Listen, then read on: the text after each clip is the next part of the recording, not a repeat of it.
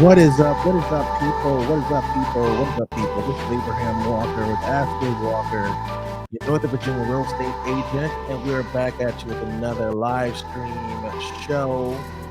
Tonight's show should be an interesting one. We are continue our series, 100 questions every first-time home buyer should ask. And tonight we're covering how much can I afford? Question number 28. I think that this is going to be a lively conversation. A lot of people, when they are on their home buying journey, their first question is, am I even able to buy a property? Their next question, obviously, is, what can I afford? How much can I afford? So before we jump into this conversation, I want to let you all know there is a link in the description to the Perfect Home Questionnaire. Fill out that form and schedule a time to talk with me about your real estate journey, whether that's buying a home, selling a home, or investing in real estate. I'll answer any and all of your real estate questions on that one-on-one session.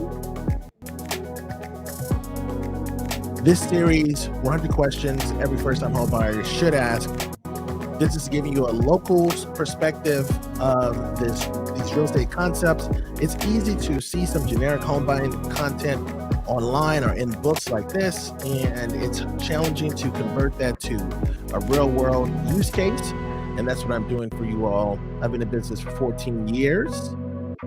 It'll be 15 years in April. So happy belated or early birthday to me.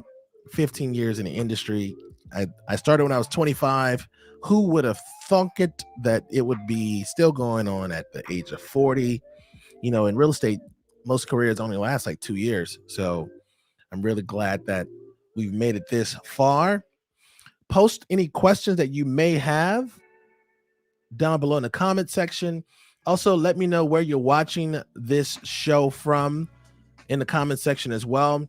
What's going to happen is I'm about to get into some little prepared content about how much you can afford. Then we'll answer any questions that you may have. Your questions will help other people as well. So make sure you post your question. I'll answer them. And if I don't know the answer, I will get the answer for you. I promise you that, either on a later show the same night. That's the goal. All right. So get those questions ready for me. Now let's begin this topic. So how much can I afford? There's some good content in this section, and the overall premise is asking you to do way too much work, right? My first suggestion when you're thinking about how much can I afford is to talk to a lender. Talk to a lender. A lot of buyers, for some reason, consumers in general, for some reason have this aversion to talking to a professional. And I know why. It's usually tied to the fact that you don't want someone to start to pester you. You don't want somebody to try to convert you into a transaction or to a closing. And that's understandable. And at the same time, there's so much you don't know about the home buying process, about the real estate process. And a lot changes, especially from the lending side of the equation, right? The lending side of the equation changes so frequently and so often that you want to know what is the most recent news about the real estate market. And you can't get that from your own research. You can, and this section suggests, you can get a hold of your budget. You can increase your income as much as possible. You can check your credit, make sure your credit report is up to date. But after that, everything else is really on a professional side of the conversation. So I highly recommend that you try to refrain from solving too many of these equations, too many of these problems that would really be better suited for a professional, a lender, preferably a local lender. But before we get into the lender conversation, let's talk about what you're looking for, or what will the lender offer you. There are two forms of documents that we use on almost every real estate transaction on the buy side, on the buying side, that is going to be a pre-approval or a pre-qualification. So when you talk about pre-qualification is usually no obligation. It's informal. It's a specific purchase price, or at least the lender will give you a purchase price or at least a range based on information you verbally provide them. This is a verbal commitment to the lender. They're not going to check anything. They're not going to determine whether or not you are telling the truth at this time. This is simply off of word is bond. I trust what you're saying is true. Here is a document that says this is what you can qualify for. And now you'll see why a lot of sellers dislike these letters that we provide them when we are submitting offers, because a lot of these letters are trash. They're worthless. They mean nothing. They're meaningless. So that's what a pre-qualification is, right? A lot of people can get them online quite easily and quickly. You could just fill in your information on any online lending service and they could give you a number super fast. That letter is purity trash. Now, the next thing you can get from a lender is called a pre-approval letter. Now, a pre-approval letter has just a few more qualifications to it, right? This is a document where the lender has actually verified your information. So this is based on facts. This is based on documentation. What documentation? Pay stubs, bank statements, your W-2s, or any other tax-related documents. And some lenders will even verify your employment. So this pre-approval letter has a little bit more weight than a pre-qualification letter because the lender knows information about you. Whereas the pre-qualification letter, the lender really has no idea if you're telling the truth. And this is why it's dangerous shopping with that letter, because you could very well put a property under contract and not really be able to purchase that home. You don't want to put yourself in that position, because at the very beginning of every real estate transaction is going to be home inspection contingencies. So you're going to be removing these contingencies, which require some investment on your part to pay for a home inspection. There's also earnest money deposit. There's all these expenses that you will be making at the beginning of the transaction. So it makes sense for you to know just how much you can afford. The only way you can do that is through pre-approval, by providing the lender with these documents and then shopping from that letter, right? Shop from the pre-approval letter, not the pre-qualification letter. I know what you're thinking right now. You're probably thinking, you know what, Abraham, I want to go see properties this weekend, and the lender says that it's going to take them about a week or two to get me pre-approved. But I see a property that just came on the market and I want to buy. In those scenarios, I'll tell you to think about it like this. You really don't know how much you can afford until the lender verifies your income, your bank statements, your work history. You just don't know your credit. Like, you don't know. So to put yourself into this emotional position where you get vested into a property that may not work for you will cause a lot of damage moving forward. What type of damage? Well, you will have unrealistic expectations if you look at a property that you cannot afford, because a $700,000 townhouse is so different from a $600,000 townhouse. That extra $100,000 makes a world of difference. And it is very likely that your assumption of what you can afford can be off by that much. We've had clients who have gone through the pre-approval process, but they forgot to mention to the lender that their student loans were in deferment or in some type of holding pattern that didn't show up on their credit report. And then that student loan now negatively impacts their buying power.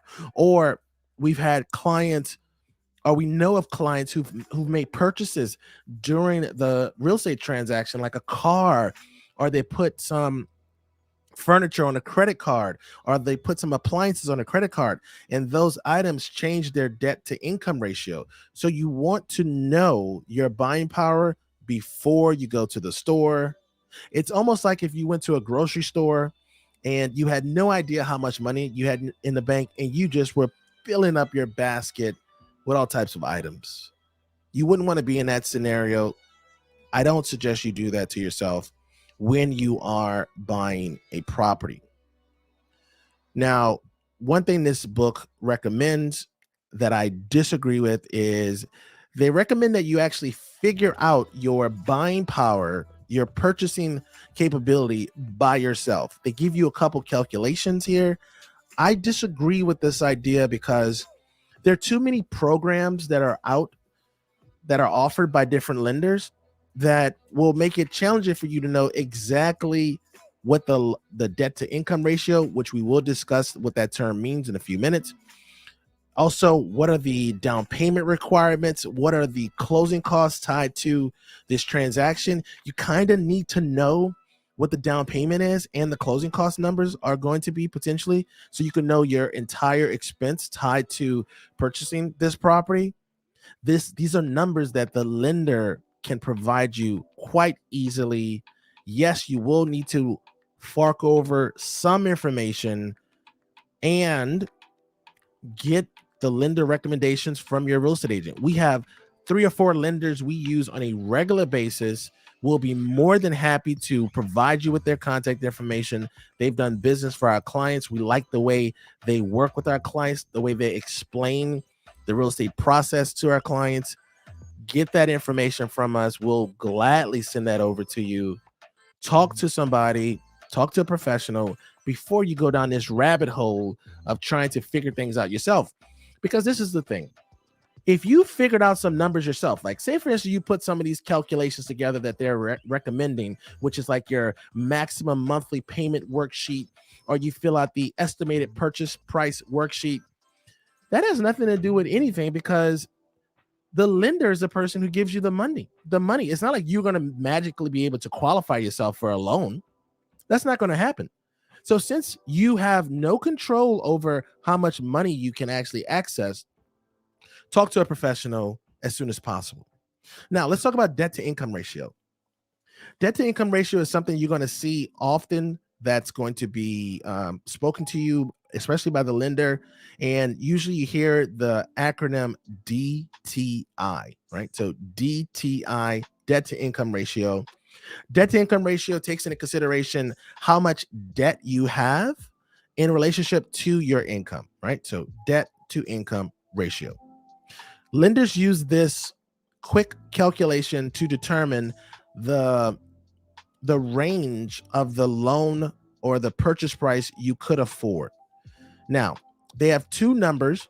They usually have a number that's tied just to the mortgage debt, and then they have another number that's going to be tied to your overall debt. So the number that's tied to your mortgage debt, when we were doing some research preparing for this, what we found is on average, we're looking at 28% for your mortgage expenses, right? So if you take your monthly salary, right? So you get to your monthly salary or your monthly gross income by taking your salary, your annual wages, dividing that by 12. Whatever that number is, 28% of that number is going to be what lenders believe that you could comfortably pay for a mortgage. Okay. And that is a gross income number. Now, on the high end, you're going to also have your total debt. So your total debt is going to include items like your student loans, auto loans, your car loans, credit cards, and any other types of loans. So in the event that you have another home, or maybe you co-signed for someone, anywhere there's some type of debt, that will count against your ability to finance a property. And this is why it's in your benefit to talk to a lender, because they'll be able to pull your credit report to see all the items that are negatively impacting your purchase power. Now, when you take the total debt plus whatever your potential mortgage payment is going to be, and when we're talking about the mortgage payment, we're talking about your HOA fees, taxes, insurance, everything tied to the mortgage. We're going to take all of those debts, and your purchase ability is going to be up to 36% of that number. So the lenders, every lender is going to have some type of range. Some lenders can increase the amount of debt that you can carry, right?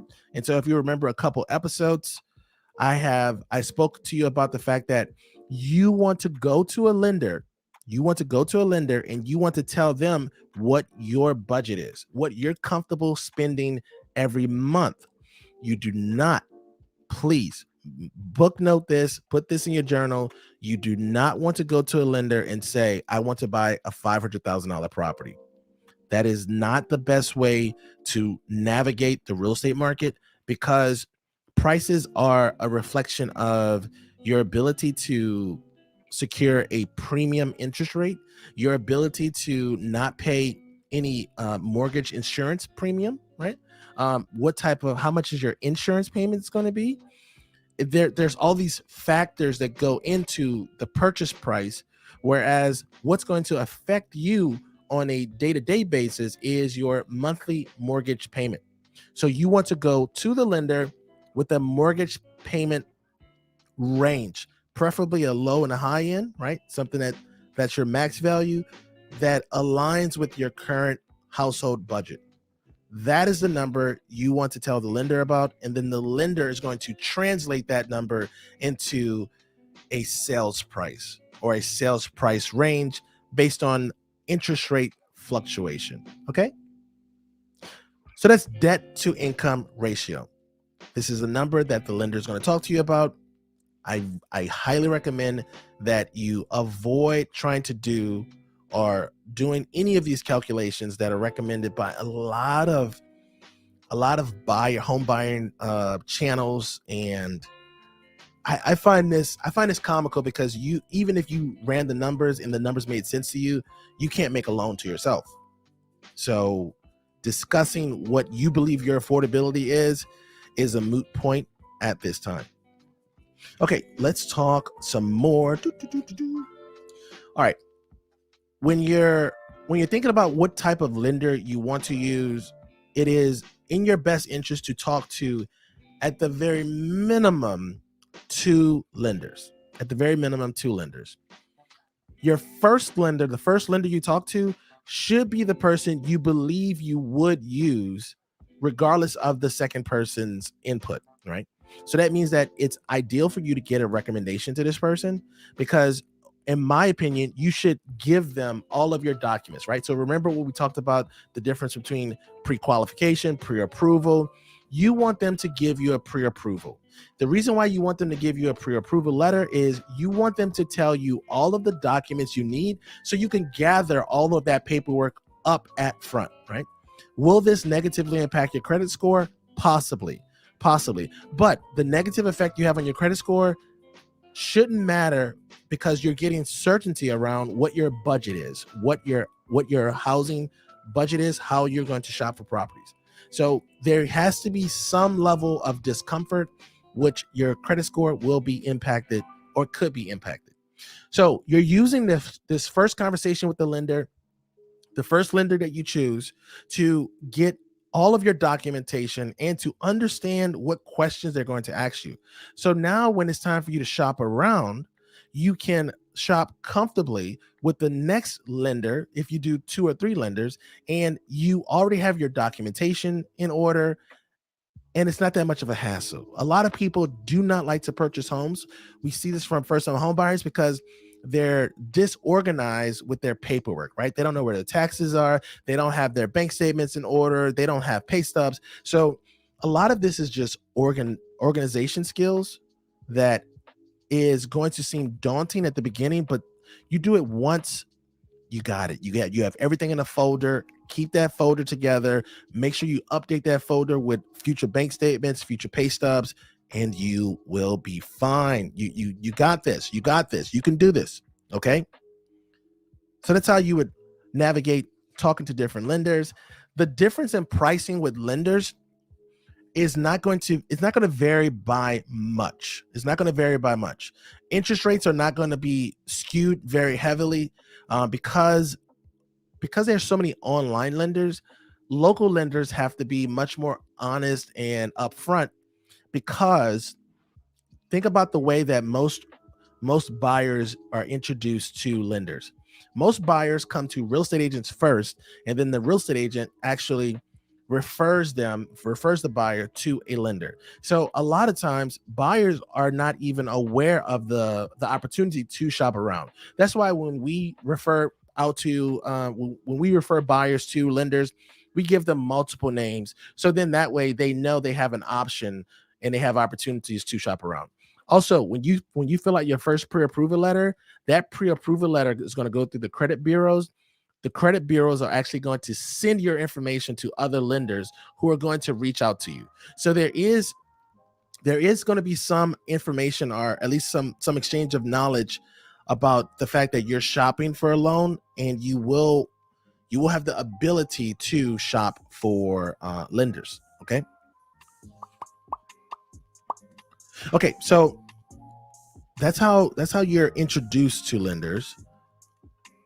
Make sure you shop for you at least talk to two. Please talk to two, and then you'll be able to compare those rates between those two lenders. All right, let's see. Debt to income, we already talked about that. Last up, let's talk about mortgage calculators. Mortgage calculators are fun little tools, but they should be seen as recreational purposes only. This should not be something that you make a firm decision on, because of all of the variables that are tied to buying a property.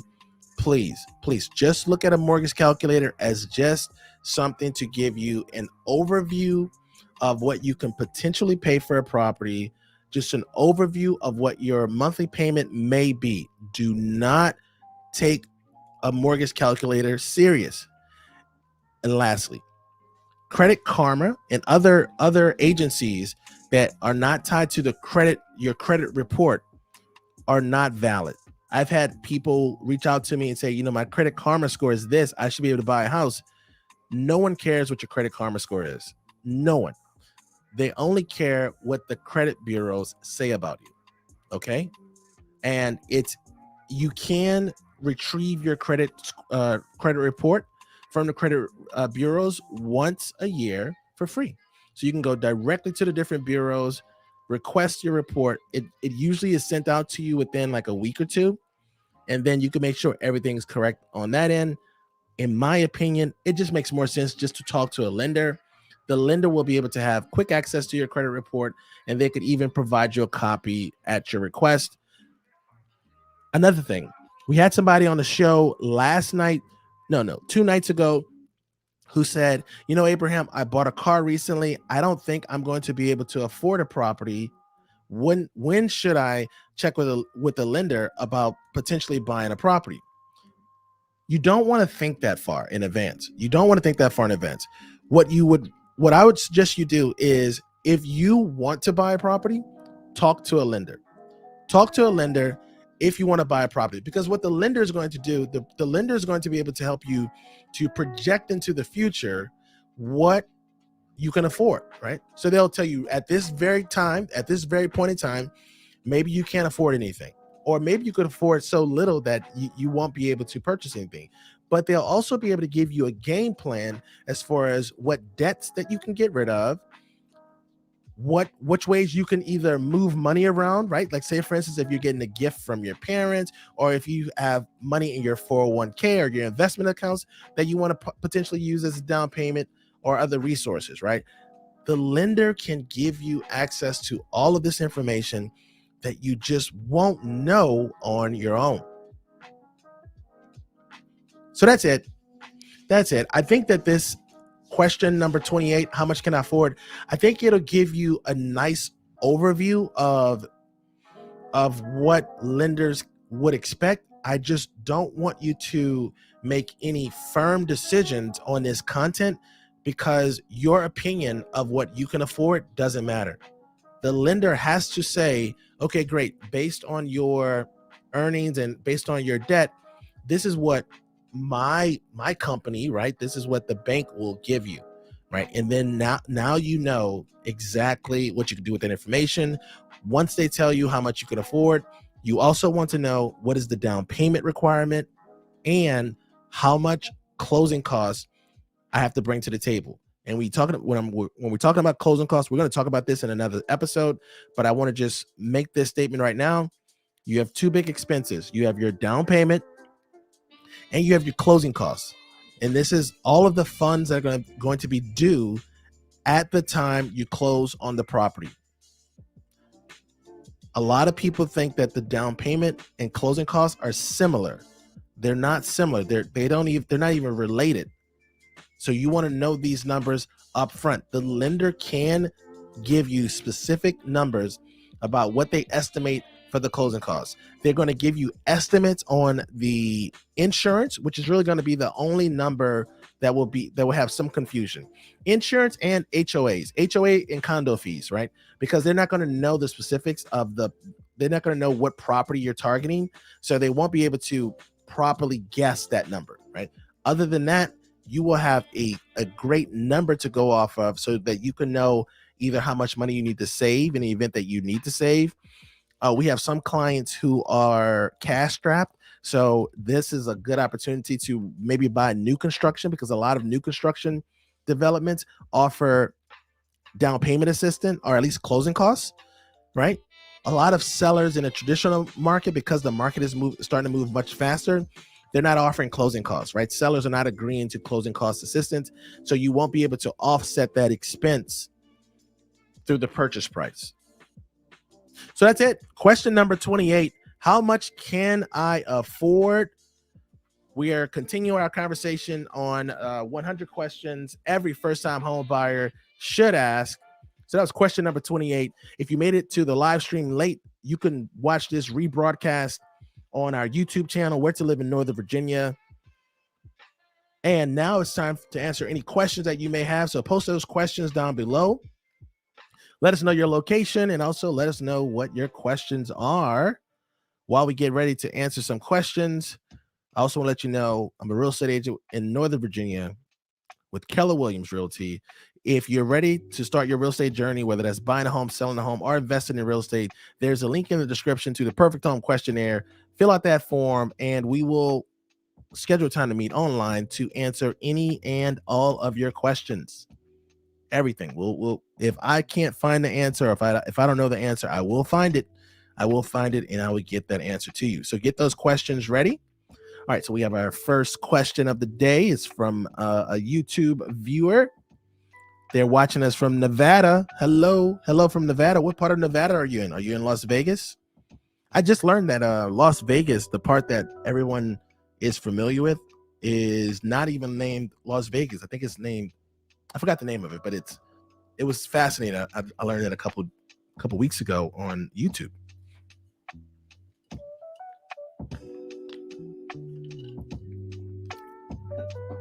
All right, so our first question of the night is, if you want to purchase a home in the next year, when should you start the process for pre-approval?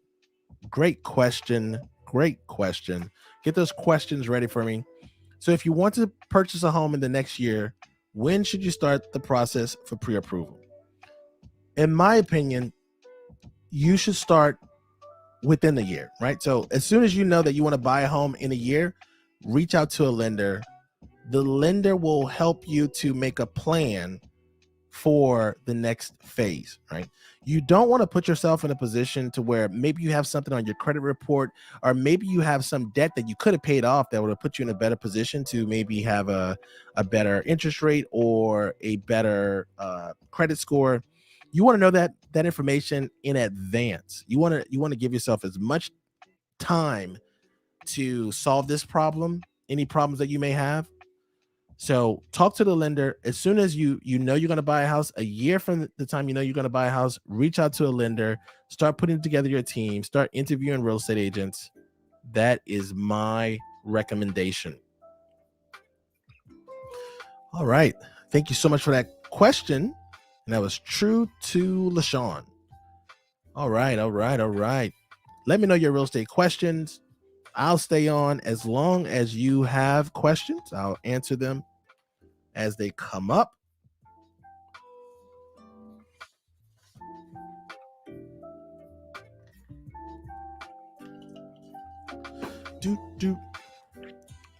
Any question you may have about real estate, buying a home, selling a home, investing in real estate, post your question down below. All right, so we have another question on TikTok. So we're streaming right now on TikTok, Facebook, LinkedIn, and YouTube.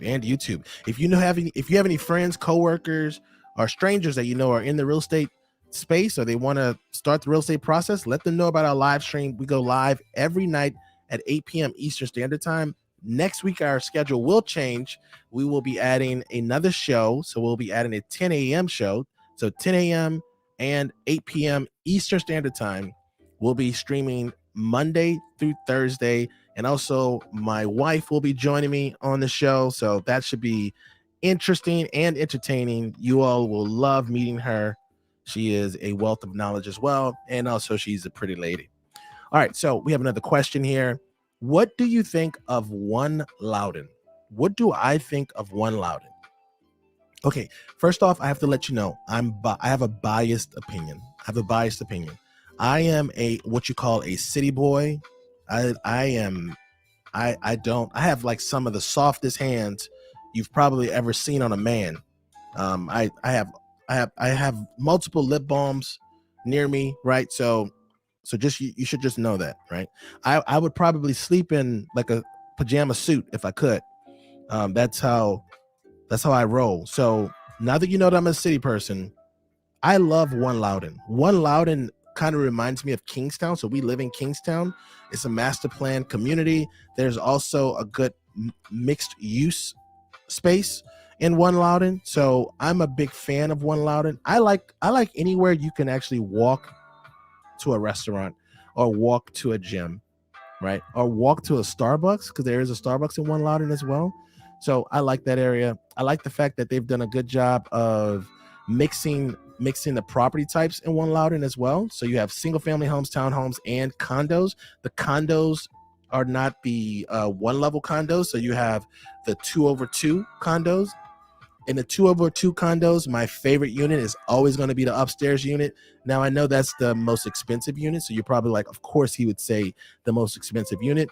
But on a serious note, the upstairs unit usually has access to the deck or the rooftop, so it just gives you more living space. And I find that the rooms on the upstairs 2/2 units are larger. They're just larger. Like the bedrooms are larger. Sometimes the owner's suite have a little bump out or a balcony. So that's my preference. I like the One Loudon area. Get those questions ready. Let me know where you're watching us from. Post your location down below. And then let me know your real estate question, whether that's buying a home, selling a home, investing in real estate, whatever it is. Let me know down below.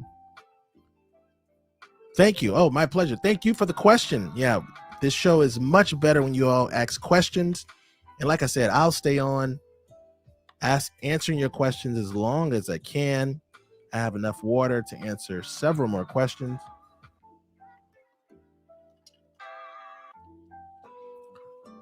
Tomorrow tomorrow's show is going to be another good show, because we're, in addition to talking about question number 29. What is question number 29?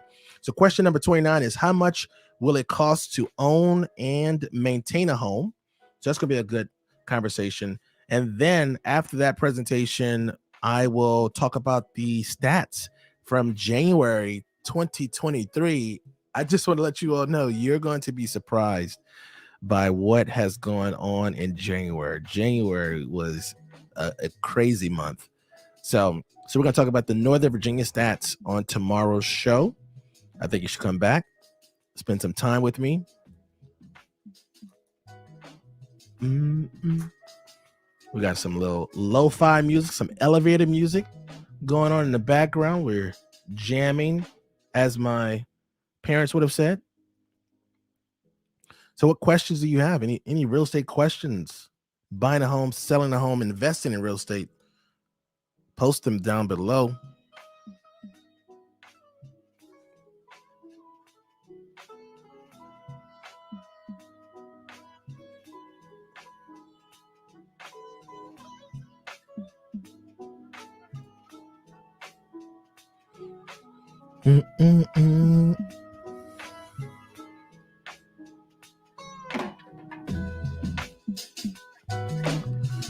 So what do y'all think about the real estate market? Do you think it's going to heat up in the springtime? There's talks about a recession. There's also talks about no recession. There's talks about a blazing market. What do you think? What is your prediction for this upcoming spring season?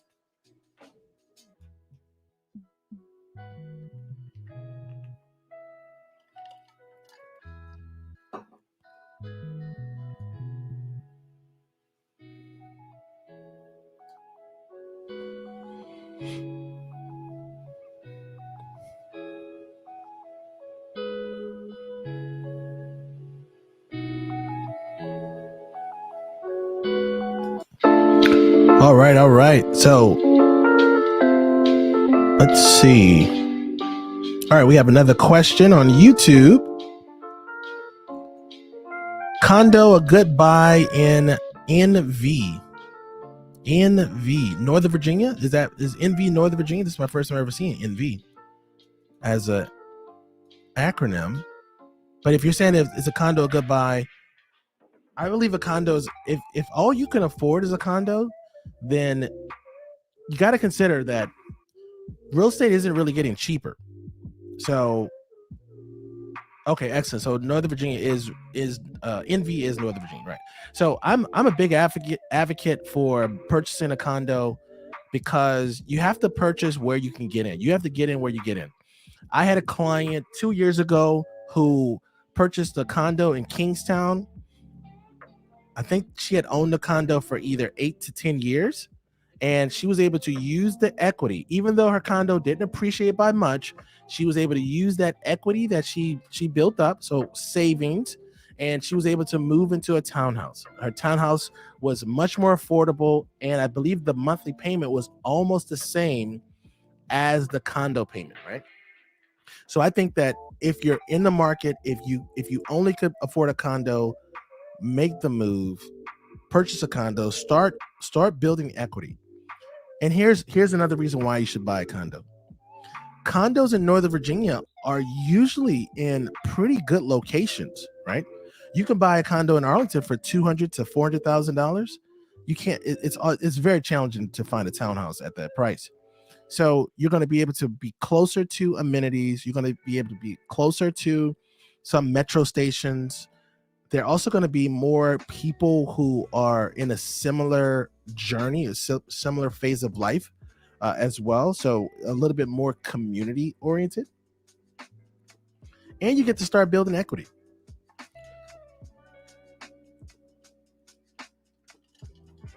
Excuse me. So yeah, I think condos are a great buy to get into the market. Get yourself a condo. Start off maybe wherever you are in the journey, wherever you are, no matter how old you are. We've helped individuals buy condos in their 20s, 30s, 40s. We've even had somebody purchase a condo in the Montebello in their 70s. That was the Montebello was going to, they planned for the Montebello to be their last move. So condos, I like them. I'm pro condos. Thank you for that question, Gladys Yo on YouTube. So keep those questions coming. If you have any questions about buying a home, selling a home, or investing in real estate, post those questions down below in the comment section and I will answer them. I'm in Northern Virginia. We've been here. It'll be 10 years this coming August. It's been an amazing ride. We're from New Orleans, or Nolans. Excuse me. So this place is so much different. It's just different from New Orleans, but it is so much better too. Not on the food side. Not on the food side. The food here is meh at best. But you do have a lot of options. There's way more options here, but the options, what is it? Quantity doesn't make up for quality. Quality food in New Orleans. But also, New Orleans doesn't have such a vibrant housing market. The education system here is so much better. Also, things to do for adults. There's so many things to do for adults here that it's wild. It's wild. I can't wait for my kids to move out the house and me and the missus go out on the town. There's so much to do for old people too. You know, I'm 40 now, so I'm getting into that middle age stage.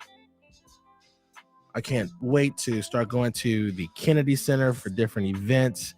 There's all kind of other music venues, sports games. I haven't been to a ballet performance and a symphony. Is that what it is? A symphony? So I want to get those two things out the way. I don't think my kids would really want to do either one of those things. I have never done it, so definitely want to add that to my list of things to do. Okay, so post your questions down below in the comment section. If you have any real estate questions, post them down below.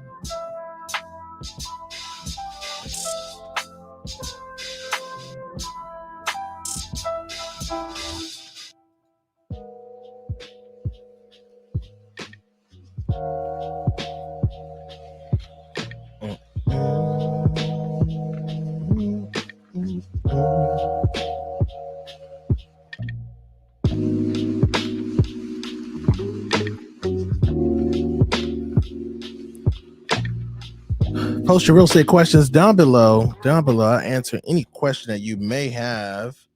Looking through Northern Virginia Magazine online portal. This is a great website, northernvirginiamag.com. northernvirginiamag.com. Great resource for the Northern Virginia area. The Sky Dome, this is a restaurant in Arlington, reopens. This is a great place to get great views. Now, I'm not gonna lie, the food. Last time I've been, the food is not what you go for. You go for the views, okay? But they said they reopened. Looks like they're gonna have a different. What's a redesign? I wonder if the menu's probably going to be different too. So I can't speak on the food at this time, but the view, you can't beat the view.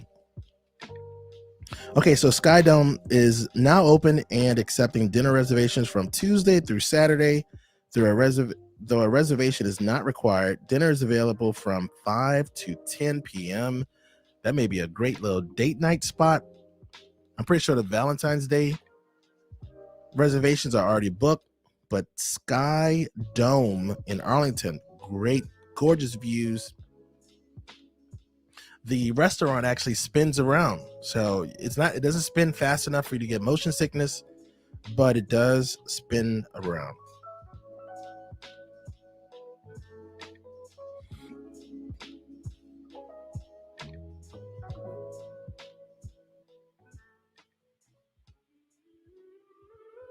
Post your real estate questions down below. All right, so we have another real estate question on YouTube. How much is a 2-bedroom townhouse? My budget is $280,000. Where are you looking? What part of Northern Virginia are you looking in? And does your budget include HOA fees? But I could look that up for us right now. Let's see. Pull up my handy dandy MLS access. Do you know which part of Northern Virginia you want to be in? Do you have a certain distance to your destination or to your job you want to stay in? Or is all of Northern Virginia open to you? And just keep in mind, Northern Virginia, at least for this video's recommendation, is our perspective is from Stafford coming up to Prince William County. Then there's Loudoun County to the west, Fairfax County, Arlington, Alexandria City. So which part of the region do you want to be in? And so your budget is $280,000.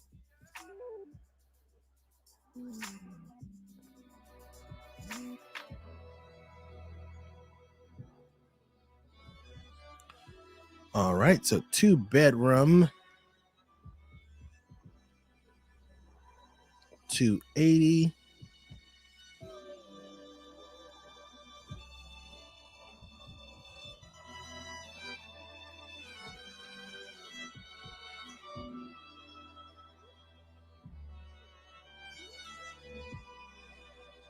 All right, so and you don't want to do a condo, right? So no condos? Will condos do for you? Or does it have to be a townhouse?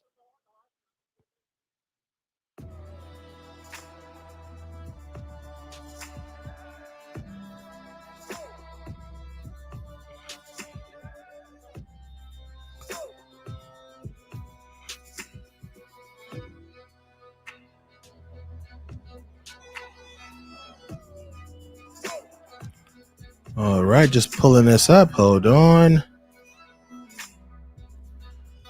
All right. So we have our search criteria in.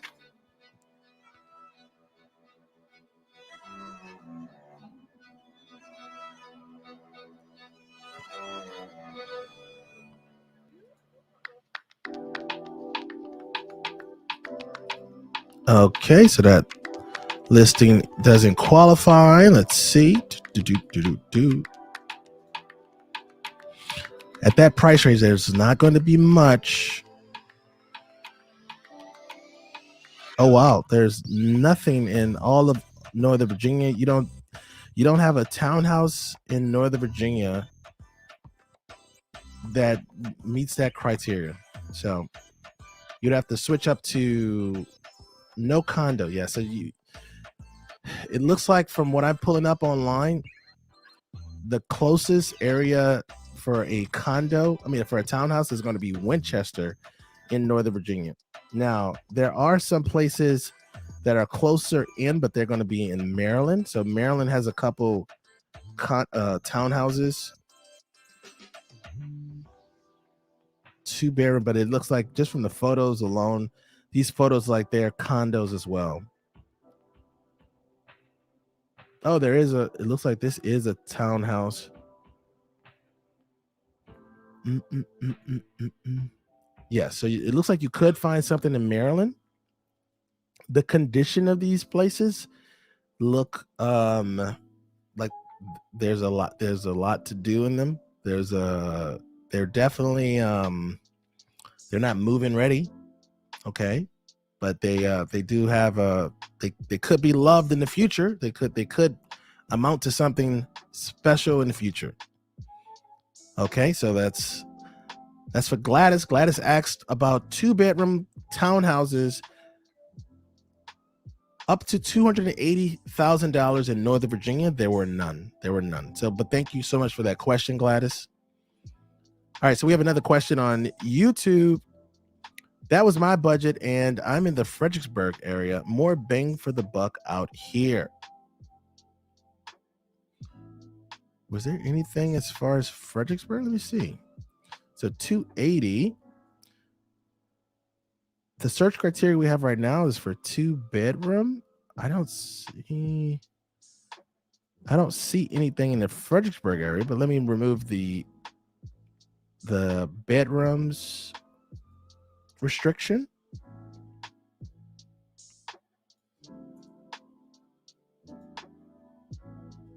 Let's double check.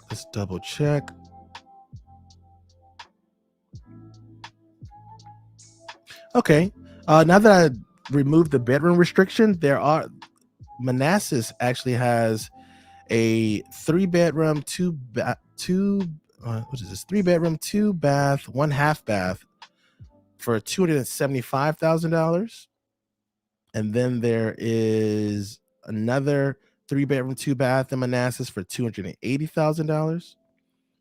There is a 3-bedroom, 1-bath, 3-bed, 1-bath, 1/2 bath in Woodbridge on Madeira Court for $249,999. So really $250. And then there's one property in Fredericksburg, 3-bedroom, 1-bath, 1/2 bath for $240,000. So there you go. So that's 4 properties in. But really, I don't really count Fredericksburg as Northern Virginia. I feel like Fredericksburg is a little bit too far, but it's right next to Stafford. So depending on how comfortable you feel with that commute, there's another property in Stafford that's coming soon. It's a 3-bedroom, 3-bedroom, 1-bath, 1/2 bath for $254,900. So that's coming soon. Looks like it's going to be on the market February 10th. So that's what's available right now. Hopefully that helps you, Gladys. All right. So Aries says, that was my budget. I'm in the Fredericksburg area. More bang for your buck out here. That is true. I have a 3-bedroom, finished basement, backyard, and deck with 2 full and 2 half baths. And so that's in Fredericksburg. True to LaShawn says, is there any new construction townhomes underway in Arlington?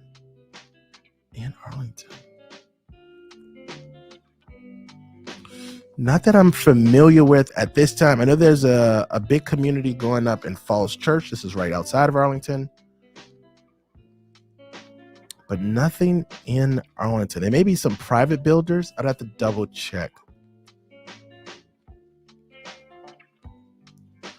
Aries Fire says, and this is on YouTube, post your comments down below. And mine was new construction. Okay, so you got new construction. Aries, when did you purchase your new construction? Aries also has a garage. So she's in Fredericksburg. Fredericksburg is what you would say, Aries, like an hour and a half away from, well, I guess it depends on which part of Fredericksburg you're in. Gladys says, thank you. My pleasure, Gladys. My pleasure. All right. So we have a couple questions on TikTok. These are single family homes or townhomes? These are townhomes. Those are all townhomes in that $280,000 price range. So below $280,000, that search criteria was all townhomes. Thank you for that question on TikTok. So post your questions. All right, Aries, who has a new construction townhome she purchased in 2021. She's off of Route 3 off 95 in Fredericksburg. Okay, I see where you're at on the map. Now, Aries, if I'm not mistaken, because you've come on the show before, you are teleworking. Is that true?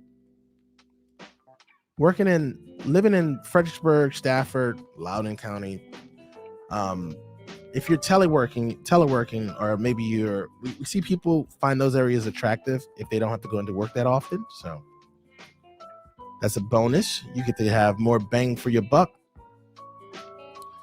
Also, I find that a lot of people, even the people who live closer to DC, they don't really go in that often. So if you don't mind the commute and space is more important to you, then I could definitely see why that's attractive. Let me know what you're looking for too. I could do a quick search for you all. I could search the MLS while we're on on the live. So post what your real estate, what your criteria is, what you're searching for right now. We can see what's available. All right, so Aries says, yes, that is correct. TW and I go on site. Oh, Tuesday and Wednesday, and I go on site. I work at the Pentagon. Commuter bus is what I do for commute. Okay, so Aries, you take the commuter bus. How long does it take you to get to work on the commuter bus? And is there a fee for the commuter bus? Tell us about this commuter bus.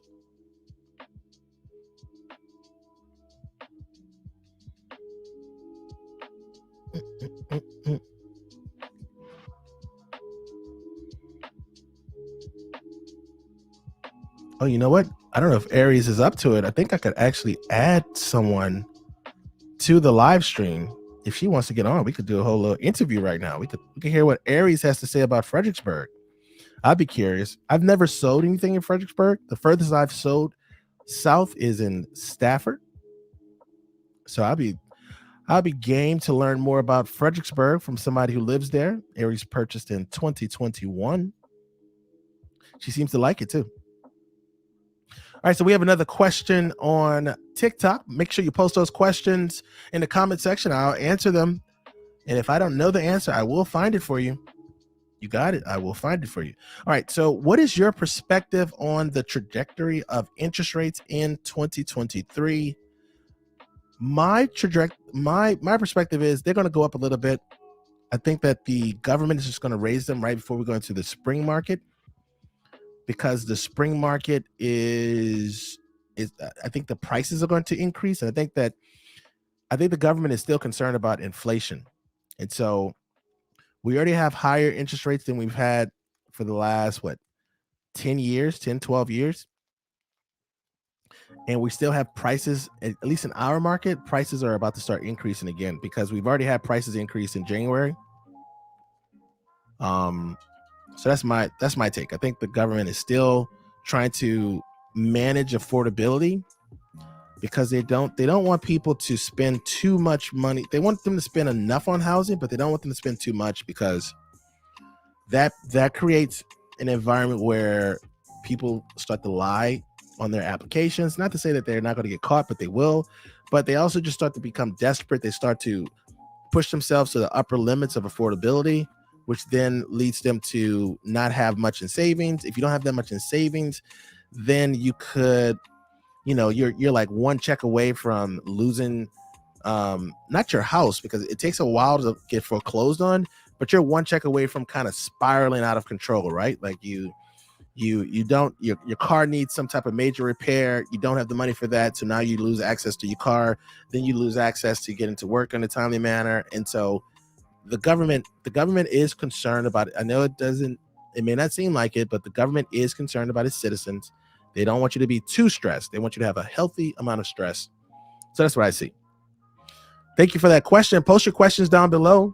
Real estate questions, any real estate questions you may have. Okay, Aries has a new update for us about Fredericksburg. Yes, there is a fee for the commuter bus, $6.70 one way.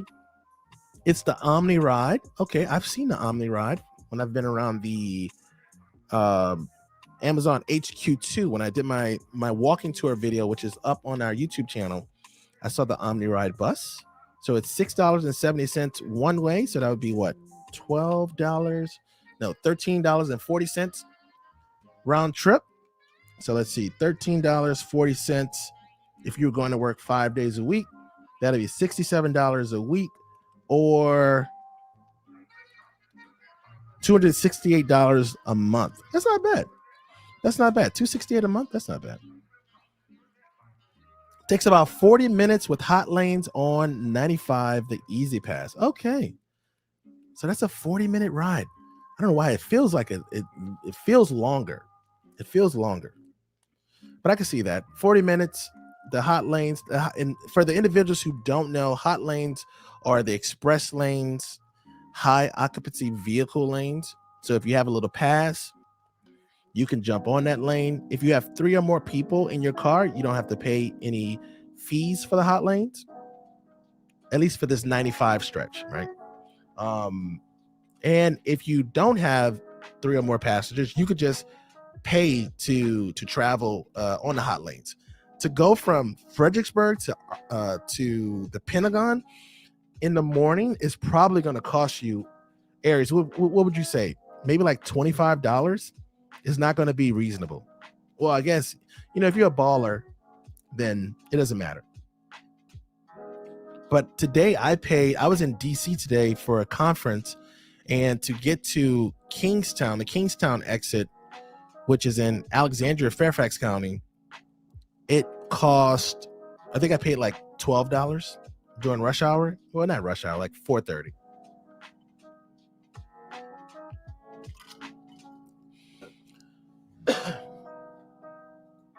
All right, so Aries says, but I get transit benefit with my company reimbursed each month for my commute. Oh, that's a great perk right there. I know a lot of companies offer that reimbursement for your commuting expenses. That's great. So that takes off some of the edge. And to have like a commute where you don't have to actually do anything, where you just get on a bus, then you could do some reading, listen to some podcasts. One of the things I dislike about having a 2-minute commute, right, because my bedroom is right there, is that I don't really get to listen to podcasts like when I used to travel to work.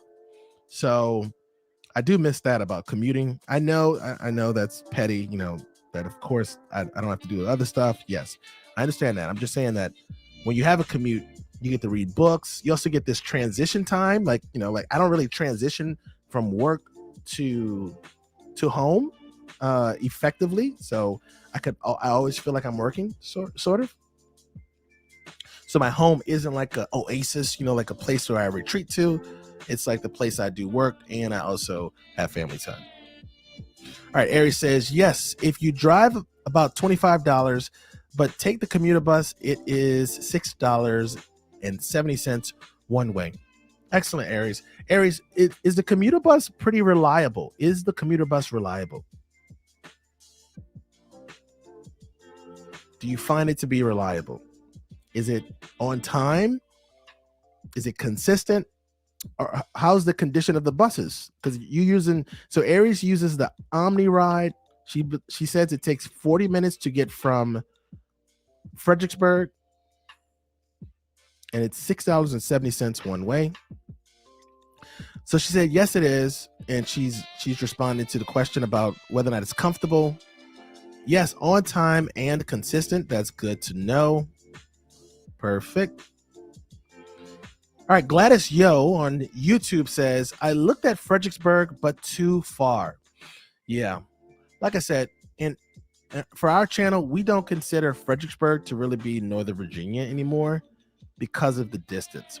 Even for a lot of people, they don't even consider Stafford to be Northern Virginia. But I know a lot of people who work at the Pentagon, work at Tyson's, work in Fairfax County in general, and they call Stafford home. And really, there's really not much in Stafford. So Stafford, a lot of people from Stafford are traveling up to go to work.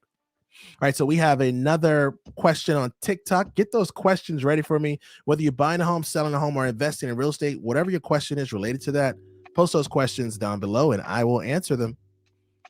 All right, so on TikTok, the question is, hello, interested in purchasing around Nova, how I get the best first-time home buyer mortgage rates. The best way to get your rates is to interview at least two lenders, maximum 3. Interview, talk to them about their rates. What I would suggest is to submit your information to the first lender to get pre-approved, and that's going to allow you to have all of your documentation in one location. With all of your documentation in one location, now you can go to the other 2 lenders, let them know your situation, right? Because now you'll know what your credit score is, you'll know what your debt to income ratio is, and you could transition to that next lender. If you send us a message, we'll send you the 3 or 4 lenders that we use or that we recommend to our clients in the area, and that'll give you a good jumping off point as well. Also, for my first-time home buyers, there is a great online course through the state of Virginia Housing Authority For first-time home buyers, it's an 8-hour course. It's an online course. You don't have to do all 8 hours at one time. It's not one sitting, but I think it's a great course to walk you through the process of what to expect with the home buying process. Of course, you can come to this live stream every night at 8 p.m. Eastern Standard Time, but this is a more drawn out conversation, right? It doesn't get straight to the point. We kind of dilly and dally in this conversation.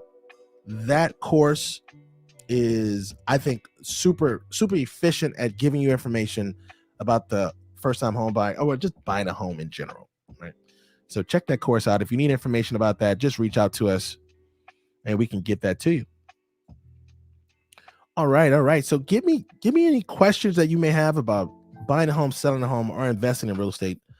My name is Abraham Walker. I've been selling real estate for 14 years. It'll be 15 years in April. Started when I was 25. This is really the only career I've had successfully. I used to wait tables. I used to wait tables at Morton's Steakhouse, and I got fired because I like to talk a lot. So I was the type of waiter that you did not want, because I would like to know, how your day was going, like what were you going to be doing after this restaurant, after you ate dinner. So they fired me, and for good reasons too. I was not the best waiter. You can't have somebody chatty at your table, right? Because sometimes they stay too long. I'm that type of guy. All right, Aries says, I took the first time home buyers course. Highly recommend. Excellent. Aries is backing me up over here. Excellent. Aries is going to be my co-host. Aries has a good bit of knowledge over there. She's also at the Pentagon. If you're buying a home, selling a home, or investing in real estate, keep in mind there is a link in the description to the Perfect Home Questionnaire. Fill out that form, and we will schedule time to meet online via Zoom to answer any and all of your questions. Everything you want to know, we'll answer. Get you started on your home buying journey.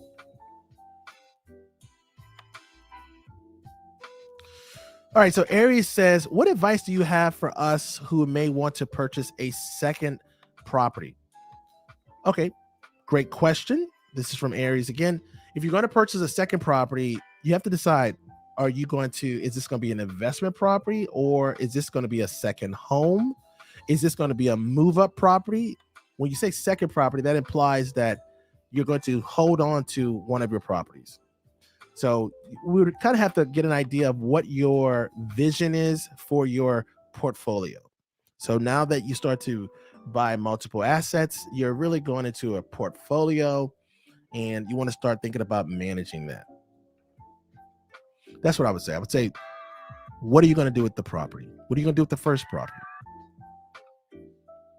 Is your goal to have multiple properties in the same location? Do you view real estate as like a investment vehicle? Is this a property that you're going to buy and hold? That would be my advice. Get those questions ready for me. Post those questions down below. Also, let me know where you're watching from. Where are you watching from? All right, so Aries says, yes, investment to build wealth. So my first suggestion would be to go to the lender who financed your home, your first home. Let them know your plans of buying a second home. I always advise people to go to the professionals. Go to the professionals, specifically the lender. The lender is going to be the person who's going to have the most information for you, and they're going to have the most relevant information about what your debt to income ratio needs to be, how much your down payment needs to be for the second property, closing costs, those items. Once you have that information, then you really should talk to a real estate agent about helping you find a property that meets that criteria. So always go to the money man or money woman, a money person, and then go to the store, right? So it's just like shopping for some eggs. Eggs are sky high right now. You don't really want to go into the supermarket guessing that you have enough money for eggs. Not right now. You want to know. Aries Fire says, thanks. My pleasure. And I know we have some viewers. We have some people watching right now. You need to post your questions right now so that you can get the same level of satisfaction Aries gets from my answers. and I'll answer any questions about Northern Virginia, buying a home, selling a home, investing in real estate. What do I feel about neighborhoods? Anything. Restaurant recommendations. Tomorrow I'm going to lunch at Mike's American Grill. Mike's American Grill is a great American restaurant, and it is the second highest grossing restaurant in the DMV, and I think it's the number one grossing restaurant in Virginia. Mike's American Grill. If you've ever been to Mike's American Grill, you wonder, like, how is this place so good where it's located? It's in Springfield between two busy roads, and it's just a fascinating location. But Mike's American Grill, they really do a great job of being consistent, also providing great customer service, efficient food. But yeah, Mike's American Grill, going there for lunch tomorrow. My favorite meal, if you go to Mike's American Grill, make sure you get yourself the firecracker shrimp as an appetizer.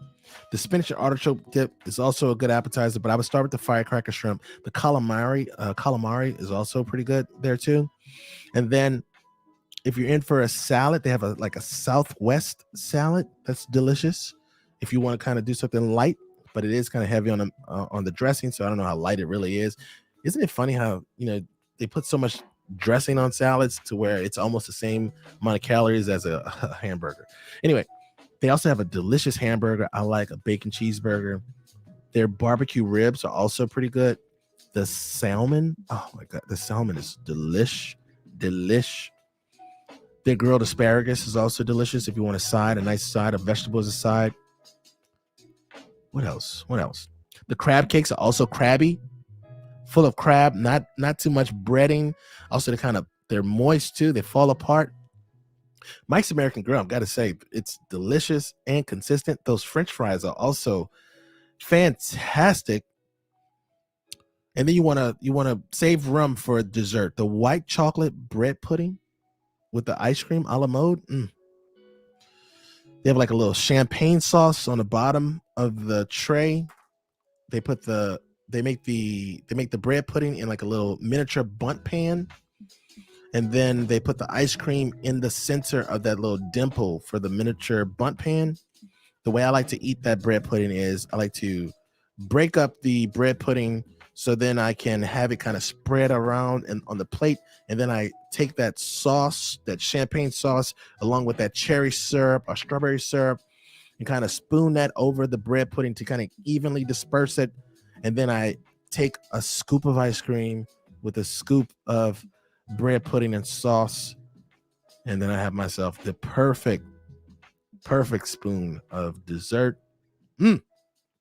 Yeah, Mike's American Grill, my favorite restaurant in the DMV area.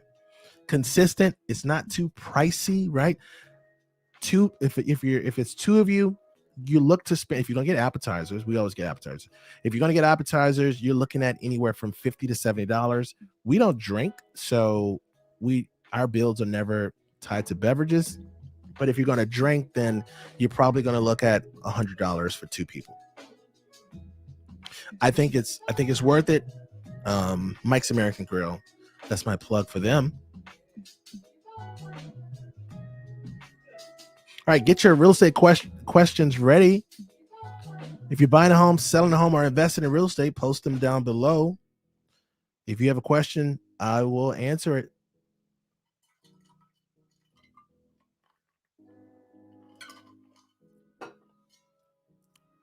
How you like the show so far? What do you think about the show?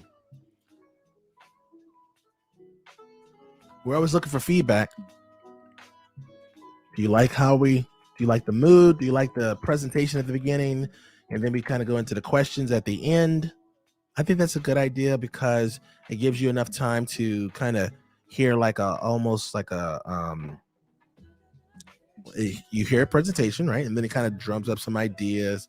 And then since we're going slowly through this whole home buying journey, I think it's going to make a good library of content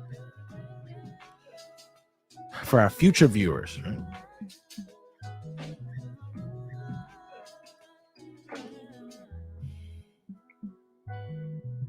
What do you think about the show? Let me know your comments. Okay, Gladys Joe says very informative. Thank you. We try.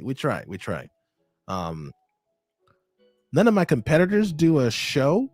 All of us have been doing really prepared content, and I noticed that when I get like a comment on one of our scripted videos, right, one of our more structured videos with all the edits and stuff, it's the feedback is too slow. So our goal is to develop a show.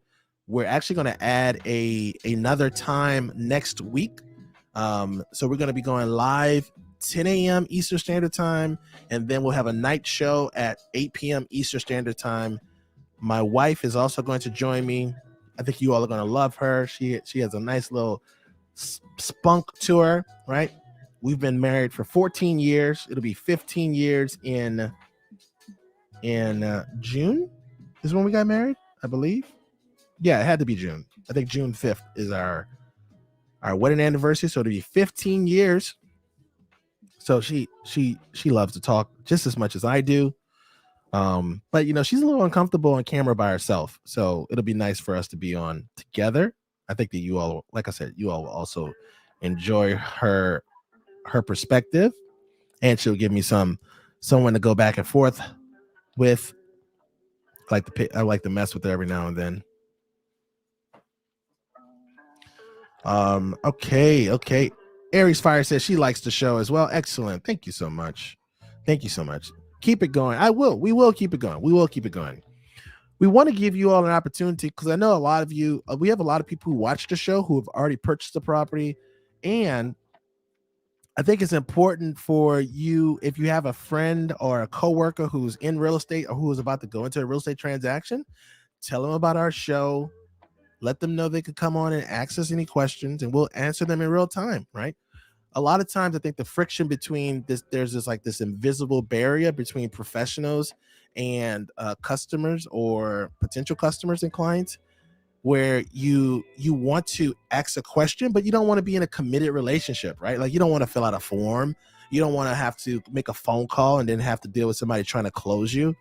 So this show is kind of set up for you to kind of come on, ask your question. I can give you a good starting point for your research, or I can give you a perspective of a professional, and then you can go on about your business. I think that'll be a good value add for anyone in your community, anyone in your network that's thinking about buying a home, selling a home, or investing in real estate. Just tell them about, you know what, there's this guy, he goes live every day. Well, next week is going to be Monday through Thursday. So we're going to have a Monday, Tuesday, Wednesday, Thursday show at 10 a.m., 8 p.m. So that's going to be the modified schedule. Can you talk about lending in black banks? I heard it was better. Is that true? I don't know much about that. I do know we looked into banking at a black bank in, what is it, like 2 or 3 years ago.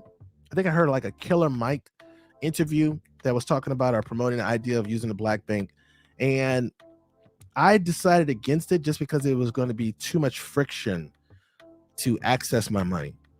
So I think the bank was when I did my research, I believe there was a bank in DC, and I don't like going into DC except for entertainment purposes.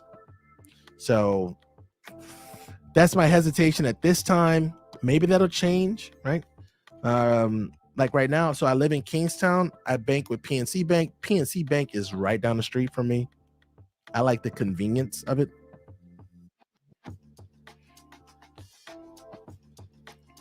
If convenience isn't something that you need, I would definitely look into it. It can't help. I mean, it can't hurt, right? Get those questions ready for me. Post your real estate questions, whatever they are, whether they're about buying a home, selling a home, or investing in real estate, or maybe you're thinking about a place to live. Like, post any questions about the location. Maybe you have a purchase range already, you know, like maybe you want to look for $400,000 homes, townhouses in Loudoun or something like that. You know, post that down below as well. We could definitely take a look and see what's available while I have you. But if you want to do something that's a little bit more intimate, a one-on-one session, we do have a link in the description to the Perfect Home questionnaire. Fill out that form, and we will schedule time to meet online via Zoom. There's that, and we'll answer any questions, any real estate question you may have.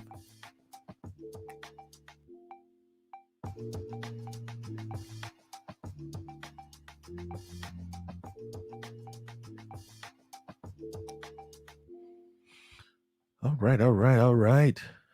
Keep those questions coming. The missus just refilled my water, so I can go for a while.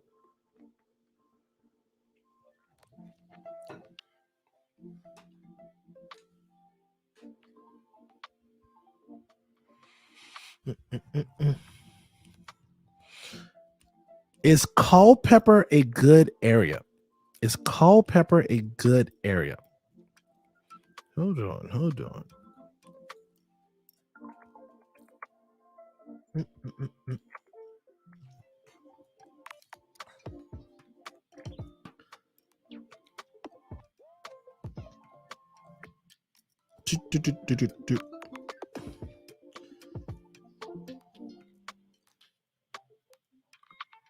So Culpeper, just for people who are watching, Culpeper is it's to the west of Prince William County, right? So it's past Gainesville, Warrenton, Remington. I've never been to Culpeper. I'd assume that it's a nice place. I've heard of it, but I've never been to Culpeper. That is again, I am a city boy. I have some of the softest hands you've ever seen on a man. They're well moisturized. I keep lotion around me everywhere. I have 2 types of lip balm right now on my desk. Just want to let you know. Just want to be upfront with you. Now, Culpeper, I haven't been that far. I don't think we may have gone apple picking near Culpeper. No, you know what? We went apple picking off of 66. So we may have actually exited Shenandoah Mountains right over here off of 33 and gone through Ruckersville. So you know what? I may have driven through Culpeper, but I don't know enough about it to speak intelligently about it. But if I'm not mistaken, Gladys, you thought that Fredericksburg was too far.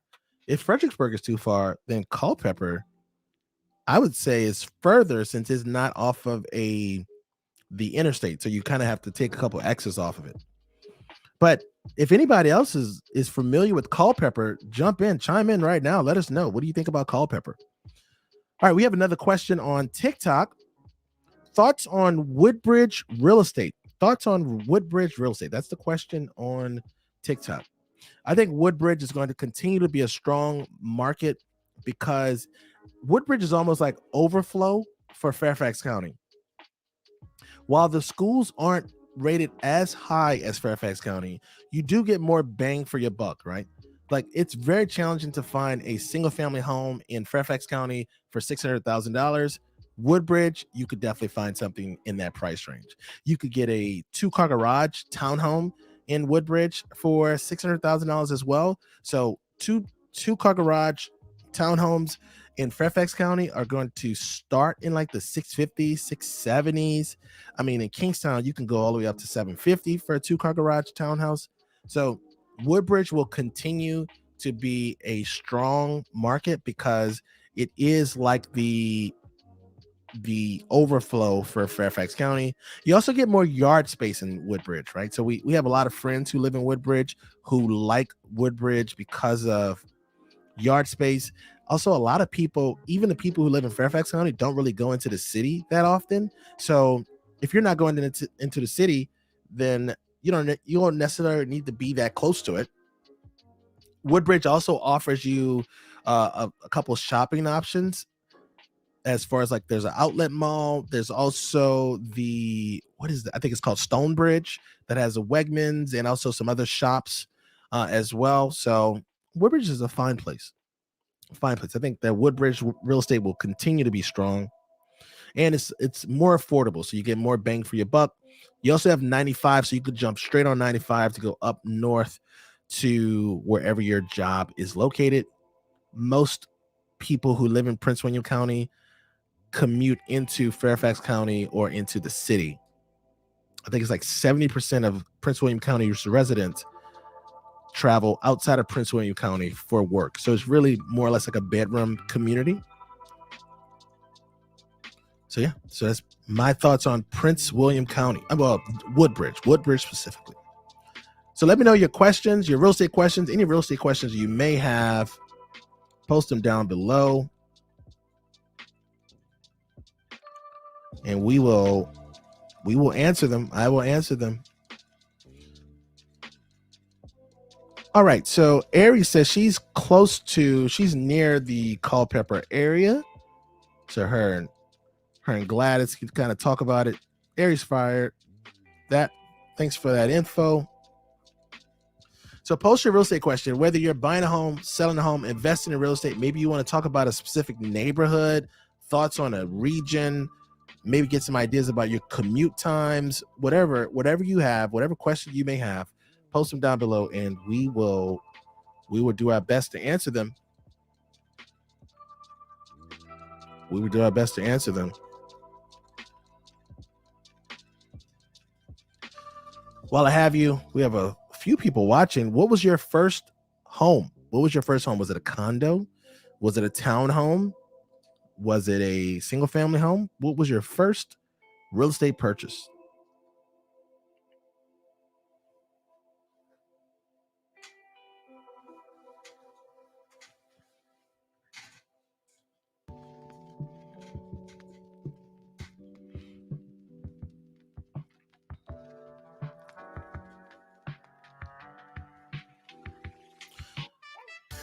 Based on the number of questions we've received tonight, this is going to be our second longest live stream. So the way the live streams work, we have a bit of prepared content at the beginning.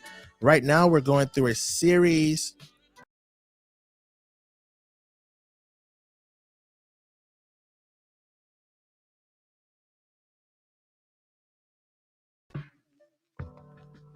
Sorry about that. So right now, we're going through a series with the 100 questions every first-time home buyer should ask. So that's how we start the live stream, discussing a question, and then we have our Q&A at the end, and I stay on the show as long as you have questions. So you post your questions, and I'll stay on answering.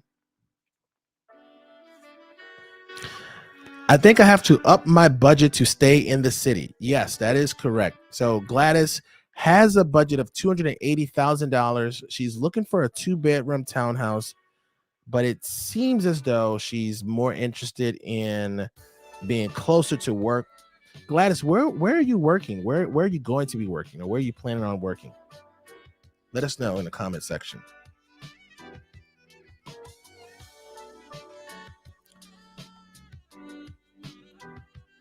All right. And Aries owns a townhouse. Aries, she's watching on YouTube. She purchased a townhouse, a new construction townhouse in Fredericksburg. She takes the Omni Ride commuter bus to the Pentagon for $6.70 one way.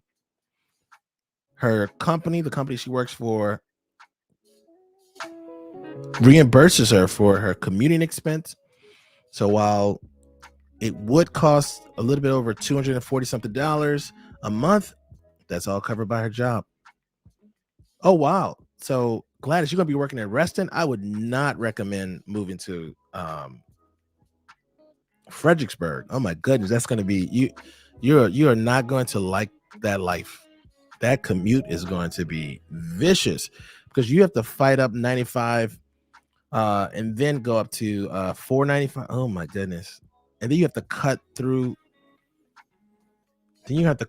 So that's 267. So you have so many toll roads you're probably going to be traveling through. Your commute is just going to be so expensive. You should just take the money that you would pay for a commute and just live in Reston.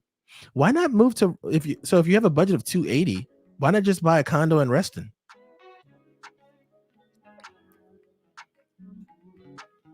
I like the Reston area as well. Reston is a nice area, nice location.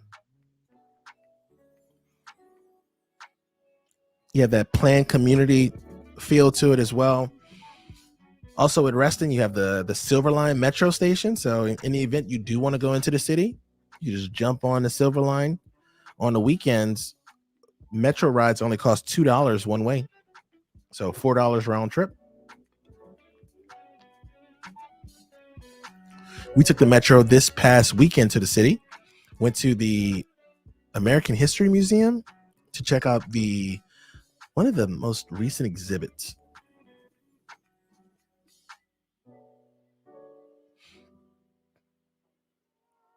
Okay, let's see.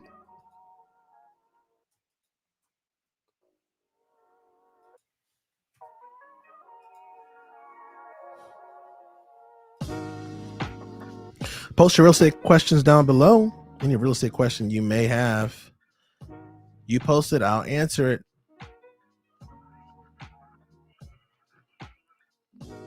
Yeah, so Reston has a couple 2-bedroom, 2-bathroom condos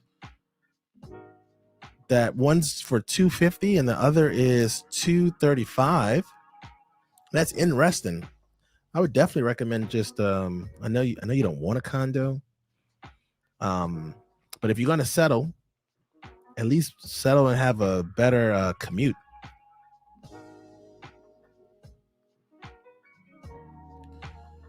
Okay. So we have another question from TikTok. So get those questions ready. Any questions you may have about the real estate process, let me know. Whether you're buying a home, selling a home, or investing in real estate, post those questions down below. So the question is, when is the 30% home crash coming? When is the 30% home crash coming? I guess my follow-up question to that is, why do you believe there will be a home crash? What are the leading indicators of a potential home crash? Tech companies, while they are doing layoffs, I saw an article that said you shouldn't really be concerned about a company that lays off less than 10% of its employees because they have most likely found efficiency gains. So we don't have large corporations going out of business. So that means that people still have their jobs. And if people still have their jobs and we still have low unemployment rates, why would the market crash? People can still pay their mortgage. If you could pay your mortgage, then how would you lose your house? And if you can't lose your house, where would the foreclosures come from? And if there are no foreclosures, how would the market crash?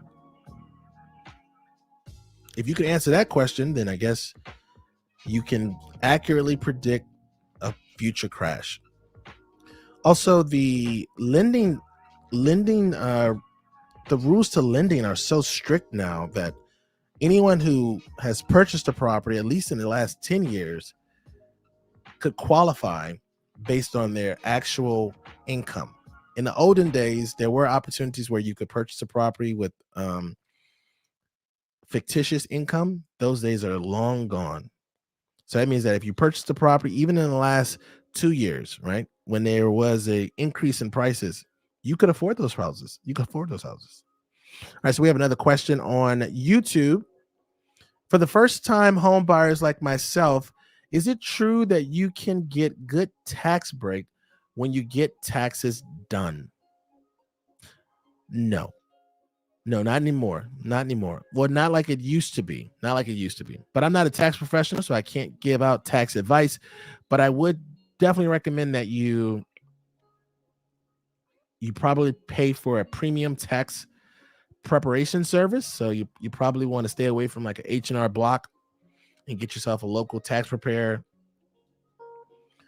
But a lot of the updates to the most recent tax codes have done away with some of the larger benefits of purchasing real estate, which is why you don't really hear too many real estate professionals talk about the tax advantages to buying a home. There are some, but they used to be much better in the olden days. All right. So Gladys is saying they keep telling me it's not a good investment. And so what Gladys is talking about is my recommendation to purchase a condo. So Gladys says it's not a good investment. And while I think what Gladys is really saying is that condos don't appreciate at the same rate as townhouses or single family homes. And that's true. That's true. Condos do not appreciate at the same rate. But I will say this. Let me see if I could share this screen. Let me see if I can share a screen with you. All right.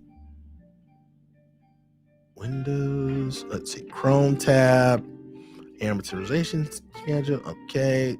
There we go. All right. So I think, if I'm not mistaken, this screen is being shared. Let me double check. Excellent. Okay. So we're sharing a screen right now, and this is on bankrate.com. This is an amortization schedule. So let's say Gladys's situation is she's going to be buying let's say that she gets a $280,000 mortgage. What is going on with this? Let's see. All right. All right. So a $280,000 mortgage over 30 years at a 5.27% interest rate, right? So this is just an estimate, right? So this is just for kicks and giggles.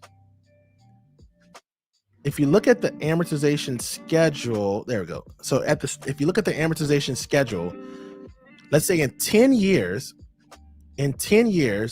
assuming that your mortgage, your property does not increase in value, you will now have a little bit under $60,000 in equity, right? So rather than look at a purchase of a condo as this asset that's going to appreciate exponentially, look at this as a savings account. In 10 years, you're probably still going to be alive. If you're still going to be alive, if you rent over those same 10-year period of time, what will you have to show? Now, this conversation isn't a fair conversation because the rent versus buy scenarios don't take into consideration that you will most likely be paying a little bit more than it costs to rent if you purchase the property, and you have to assume that you probably will not save the money that you would be using when you're renting, right? So if you think about like the delta between renting, let's say for instance, if it costs you $1,500 to rent a similar property, but it's $2,000 to buy, so you have that $500 delta difference. If you save that money and invested it into some other means, that is how you would compare these two options. The challenge is that most people don't save their money, and then 10 years later they have nothing to show for their living, right? So renting could make sense if you have the ability to force yourself not to spend the savings. Or the way this is described to us in Keller Williams is that buying a home is like a forced savings account. It's a forced savings account. So you're going to live somewhere. So why not force yourself to save money? So in 10 years, you have almost $60,000 in equity, and you can use that in your next purchase, right? So say for instance, right now, you're not able to afford a townhouse, but in 10 years from now, you'll most likely be making a little bit more money. So you'll now have an increase in the size of the mortgage you can obtain, and you now have a much larger down payment. So that is one of the reasons why I think people should buy condos much earlier than they really anticipate. Because it presents you with the option to save money while just doing the same thing you're doing right now, which is just living. What do you think, Gladys? What do you think about that advice? Now, I'm not a financial planner or a tax preparer or a lawyer, but I did stay at a Holiday Inn Express. I'm not going to be able to use that joke too much longer because young people haven't really seen that commercial. What do you think about that, Gladys? And anybody else watching, what do you think about that? What do you think about that perspective about condos? Yes, condos don't appreciate at the same rate as single family homes. Condos don't appreciate at the same rate as townhomes. We could actually, while I have you, I don't know what you all are doing tonight. What do you all feel comfortable with? But let's do this. Let me look up something. I'm going to look up how much condos appreciated in Northern Virginia in the last 10 years. Right? So we'll just look up condos.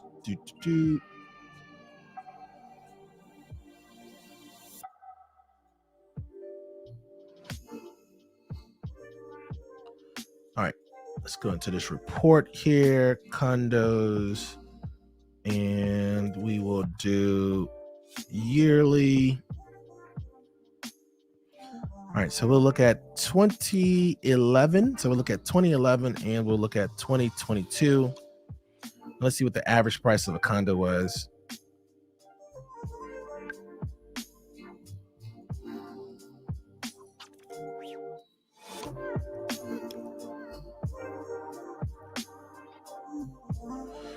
All right.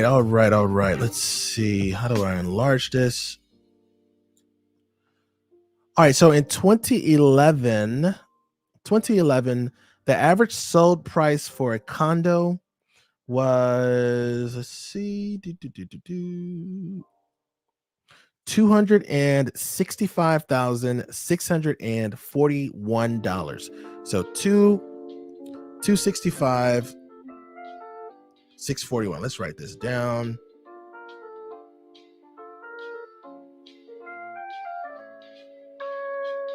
So this is 2011, $265,641. And let's see, 2012. Oh, but you know what? 2022. So let's do this. Let's compare this to condos. So we're doing condos and we're doing townhouses. All right. Let me see so y'all can see what I'm writing. Okay, so we have condos, 265. And then for townhouses, let's see, townhouses. Okay, so it's not going to give us the price for all townhouses, but it will give us the price for 3-bedroom townhouses. So we'll do 3-bedroom townhouses. For 3-bedroom townhouses, the average sales price was $337,316, right? So that was the difference. So you could have purchased a townhouse for almost $90,000. No, that's 30. So $60,000. So about $60,000. All right. So now let's look at the numbers for 2022.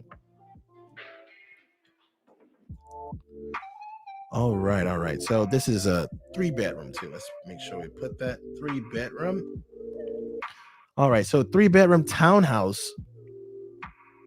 The average sales price was $584,500. $584,500.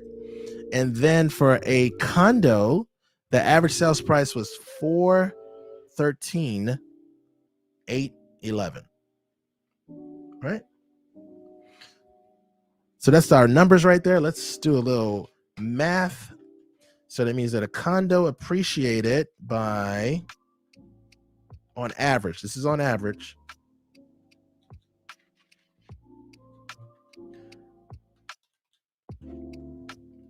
so you would have had $148,000 and $170 in equity. So this is your equity on average. And then for a townhouse, you would have had $584,500 minus $337,316, $247,184. So yes, You did make more money if you owned a townhouse. But we also can't overlook the fact that if you were buying a $265,000 condo, you most likely couldn't afford a $337,000 townhouse. A $337,000 3-bedroom townhouse. That wasn't really in the cards for you.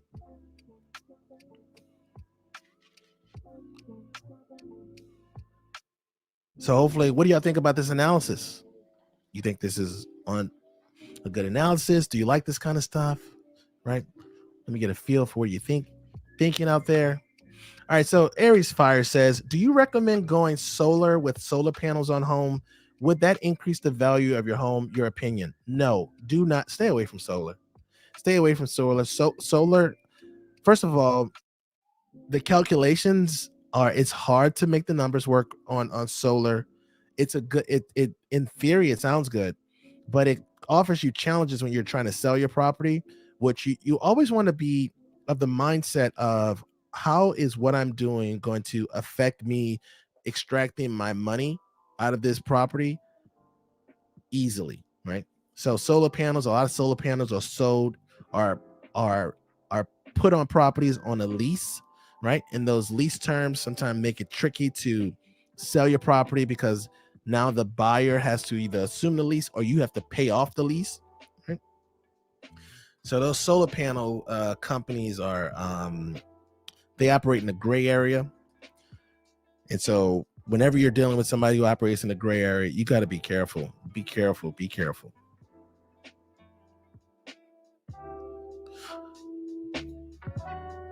All right, Gladys says, I like it. My brother's forcing me to buy a $400,000 home.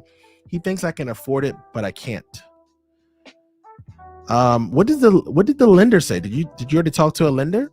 Also, is your brother going to chip in for that difference between a $280,000 mortgage and a $400,000 mortgage? Because if he's going to put something in on the pot, then that's a great brother. Ask him if he's looking for siblings. I wouldn't mind becoming somebody's sibling if they're going to be pitching in on my housing expenses. Post your questions down below. Post your questions, any question that you may have about buying a home, selling a home, investing in real estate. If you have a question, I'll answer it. No. So Gladys says her brother is not going to pitch in on buying a home, but he wants her to spend more than she's comfortable with. Then Gladys, I don't think he really gets to vote if he's not a contributing member of the household. He just has an opinion. Tell him to put some money behind his opinion, right?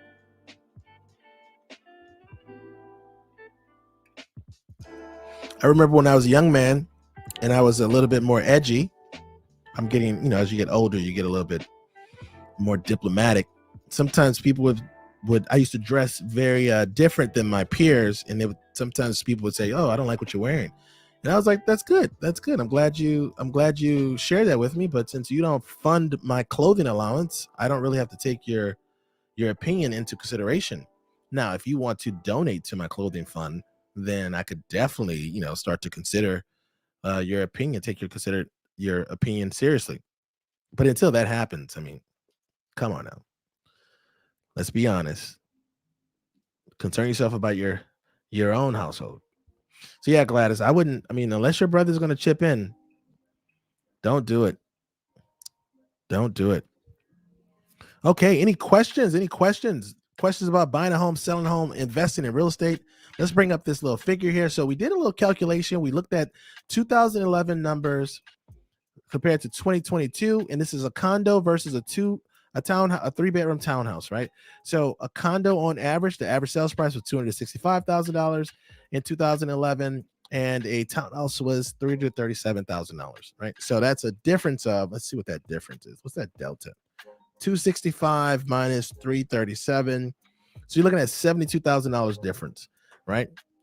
That $72,000 difference led to a condos appreciated to $148,000 over the last 10 years, whereas a townhouse, three-bedroom townhouse, appreciated to $247,000. Interesting stuff, right? Interesting how those numbers work out. This is another reason why you kind of have to buy, even though if you wait to purchase a home, then you don't get to take advantage of the appreciation that occurs in some of these scenarios. So what this scenario doesn't show you is the fact that in that 10-year time period, you also paid down your mortgage. So you paid down your mortgage, so you have this savings available and you have the equity from appreciation, right? So it's twofold. It works both ways. All right, so Gladys says, all because I started a new great career. Okay, so you got a little pay bump, and so now your brother wants you to spend all your money. Protect yourself from lifestyle creep. Don't do it. Don't do it. Protect yourself from lifestyle creep. All right, Aries says, thanks. Great show. Signing off. We'll tune in on the next one. Keep up the great work, especially with the equity equation. Okay, Aries, like the equity equation. Thank you so much. Thank you so much for that feedback. I appreciate it. Yeah. We'll definitely have to continue doing some equity equations. Maybe what I'll do is add like a little series or a little snapshot of equity equations for different counties, right? So if you bought something in Loudoun County, what 10 years, in the past 10 years, how much money did you make, right? All right, so we got people. So we've been on so long that people are signing off. If you are interested in buying a home, selling a home, or investing in real estate, there is a link in the description to the Perfect Home Questionnaire. Fill out that form, and we will schedule a time to meet online via Zoom to answer any and all of your questions. All right, all right. So this is the last call for questions. Last call for questions. We just hit 10 o'clock. You know, as I get older, 10 o'clock means bedtime.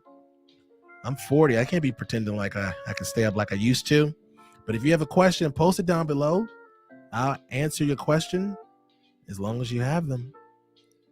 Gladys says, thank you so much. My pleasure. My pleasure. And Gladys, if you need any additional advice or you want to talk one-on-one, you know how to get in touch with us.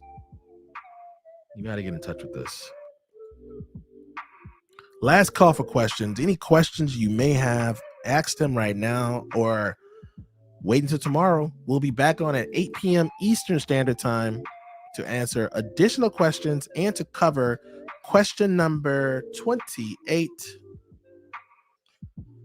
Okay, so somebody on TikTok says, where is the questionnaire?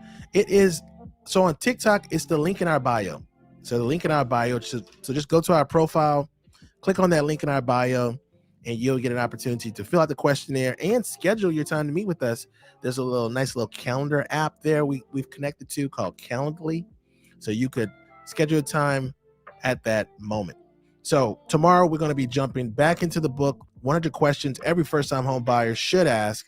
We're going to be covering question number 29. Question number 29 is, drum roll please, how much will it cost to own and maintain a home? So that's what we're going to be covering tomorrow night.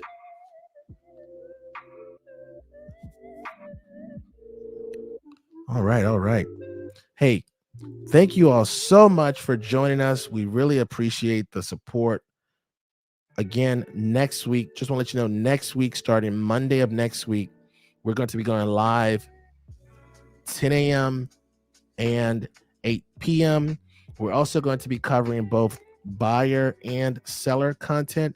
So we're doing our best to make this show, we're improving the show for you all. If you know anybody that's looking to buy a home, sell a home, and investing in real estate, send them to our show. Just send them to the show. We're making ourselves more available so we can answer your question in real time and also take some of that friction away from talking to a professional. We enjoy making content for you all. We also enjoy interacting with our community, our online community. And I will see you all tomorrow. I hope you have a great, what is today? Today's Wednesday. I hope you have a great Thursday. I hope you have some plans for this coming weekend. Thursday is a great day to start making plans. So I hope that works out for you. Well, maybe tomorrow we'll talk about some things to do this coming weekend. I'll tell the missus to maybe put together a list of things to do that are interesting. Okay. Thank you so much again, Abraham Walker, Ask A Walker, your Northern Virginia real estate agent.